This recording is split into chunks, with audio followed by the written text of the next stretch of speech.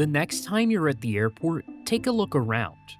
The person loading catering onto your plane, the crew loading bags onto your flight, and even the team fueling the aircraft, odds are they don't actually work for the airline you're flying with. Instead, they work for companies called aviation service providers, the behind-the-scenes operators who keep airports moving. Welcome back to A Brief History. Don't forget to subscribe to the channel. It really helps out, and I appreciate all of your support. Today, I'm diving into the history of aviation service providers.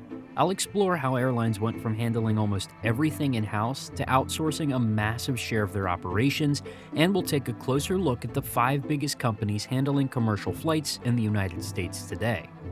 Now, a quick note before we get started. Major airlines often keep their own staff at their main hub airports, so if you're flying through a place like Atlanta with Delta or Chicago with United, some of the ground crew you see are actually airline employees. But outside those hubs and at most other airports, airlines almost always rely on third-party providers.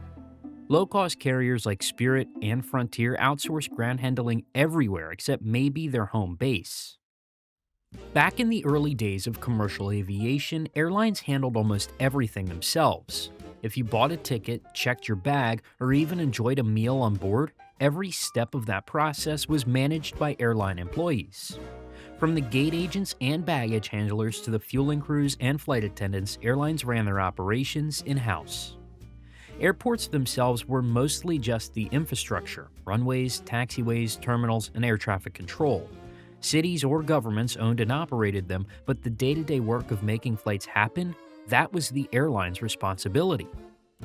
This model worked fine when the number of passengers was relatively small. In 1950, for example, airlines around the world carried roughly 30 million passengers a year, a tiny fraction of today's 4.5 billion. Flights were fewer, schedules weren't as tight, and aircraft were smaller, so airlines could manage every aspect with their own staff. But as the jet age arrived in the late 1950s and 1960s, everything started to change. Planes were bigger, turnarounds had to be faster, and more passengers meant more baggage, more catering, and more logistics to handle. Airlines began experimenting with outsourcing specific services, things like catering, fueling, and sometimes cargo handling, though ground handling and ramp operations remain largely in-house for most carriers. Maintaining your own staff everywhere was expensive and logistically complicated. Every new airport added meant more personnel, more equipment, and more training. And as air travel grew in popularity after World War II, airlines realized that doing everything themselves wasn't always the most efficient option. This period set the stage for the next big shift: outsourcing. Airlines were starting to recognize that some tasks could be handled more efficiently by specialized company, laying the foundation for the aviation service providers we know today. By the late 1970s, the airline industry was at a crossroads. Passenger numbers were soaring, aircraft were bigger and faster, and airlines were under pressure to cut costs wherever they could. One of the biggest forces shaping these changes was regulation, something I've talked about a lot in previous episodes. Before 1978 in the United States, airlines operated under strict rules set by the Civil Aeronautics Board. The CAB controlled everything: which routes airlines could fly, how much they could charge for tickets, and even which airlines could enter or exit the market. This made operating predictable, but it also limited competition and efficiency. Then came the Airline Deregulation Act of 1978. Suddenly, airlines were free to set their own fares and choose their own routes. Competition skyrocketed, and cutting costs became essential for survival. One of the easiest ways to save money was to outsource ground handling. Instead of staffing every airport with their own employees, airlines could hire specialized service providers to handle check-in, baggage, cargo, and ramp operations. Labor costs were a major factor. Airline employees were often unionized and commanded higher wages and benefits. Third-party handlers could provide trained staff at lower cost with more flexibility to scale up or down depending on demand. By the early 1990s, outsourcing wasn't just a cost-cutting strategy in the United States, it was quickly becoming the standard model. Airlines kept their own staff at major hubs, but everywhere else, ground services were increasingly handled by third-party providers. Meanwhile, across the Atlantic, Europe was undergoing its own transformation. In 1996, the European Union introduced the Ground Handling Directive, which required major airports, those serving more than 5 million passengers a year, to allow multiple service providers to compete for contracts. Before this, services like baggage handling, ramp operations, and check-in were often controlled by the national airline or the airport itself.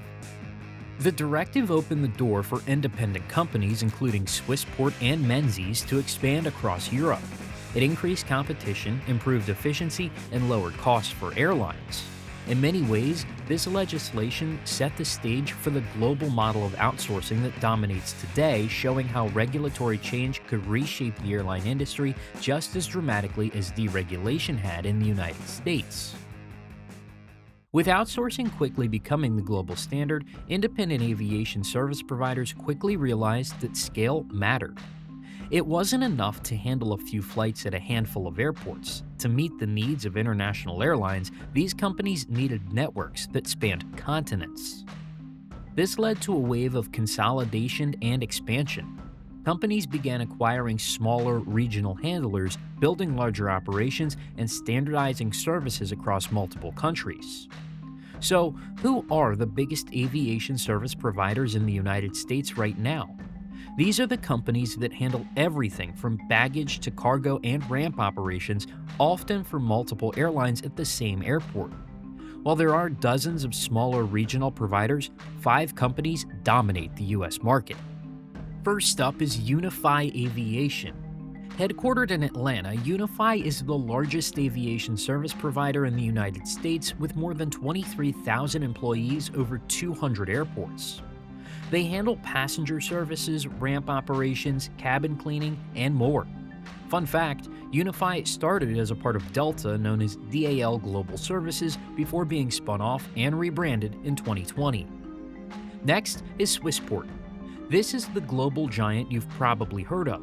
Swissport operates at more than 300 airports worldwide, including major U.S. hubs like LAX, JFK, and Miami.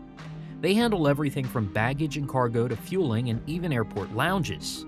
Swissport's strategy has always been about growth through acquisitions, which is how they built such an extensive footprint in the US and around the world. Menzies Aviation comes in next. Originally founded in Scotland, Menzies started in cargo and retail operations at airports but quickly expanded into full-service ground handling. Through acquisitions, including US-based firms like G2 Secure Staff, Menzies now operates at hundreds of airports worldwide, managing passenger, cargo, and ramp services. Worldwide Flight Services, or WFS, is another major player. They are known for large-scale cargo operations, but they also provide full ramp and passenger services. In recent years, they were acquired by SATS of Singapore, further expanding their global reach. And finally, there's dnata. Part of the Emirates Group, dnata was founded in Dubai in 1959 and has steadily grown internationally. In the US, they operate at nearly 30 airports, providing ramp, cargo, and catering services. Backed by Emirates, dnata has the financial strength to invest in technology and training, which helps them compete in a tough market. Together, these 5 companies employ tens of thousands of workers in the United States alone and handle millions of flights each year. They're the hidden backbone of the industry, the reason flights can turn around efficiently, bags get loaded, and cargo moves reliably. Without them, modern air travel simply wouldn't work.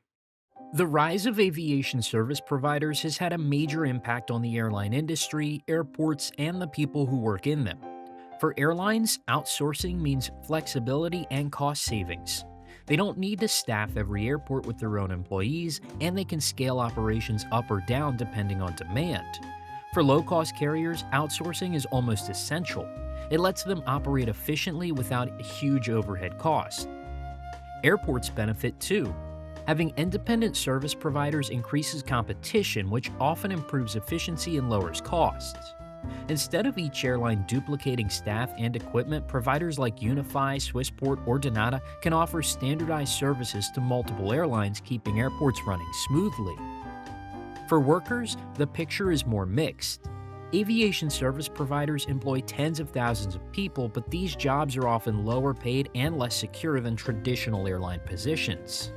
Training, safety, and benefits can vary between companies, which is an ongoing challenge for the industry. Looking ahead, the industry is being shaped by two big trends. First, technology. Automation, self-service check-in, and biometric boarding are changing the types of work needed on the ground. Some tasks, like baggage handling or ticketing, may become more automated, while others, like ramp operations and customer service, will still require trained staff. Second, consolidation. The major players are getting bigger and more global, which can mean fewer choices for airlines. But it also means standardized operations and consistent services, which is crucial in an industry that depends on precision and timing. The bottom line is this: aviation service providers are the hidden backbone of air travel. Without them, planes wouldn't be turned around quickly, passengers might wait longer, and cargo wouldn't move. They've become indispensable partners for airlines and airports alike, quietly keeping the world moving one flight at a time. So the next time you're at the airport, take a moment to notice the people on the ramp, the crew loading the baggage, or even the team cleaning the cabin. Many of them aren't airline employees at all. They're part of an industry that quietly keeps air travel running smoothly. Aviation service providers may not get the spotlight, but they are absolutely essential. If you enjoyed this episode of A Brief History, make sure to like, subscribe, and leave a comment telling me which aviation topic you'd like me to cover next. I appreciate your support, and I can't wait to bring you the next deep dive into the aviation world. Thanks for watching, and I'll see you in the next video.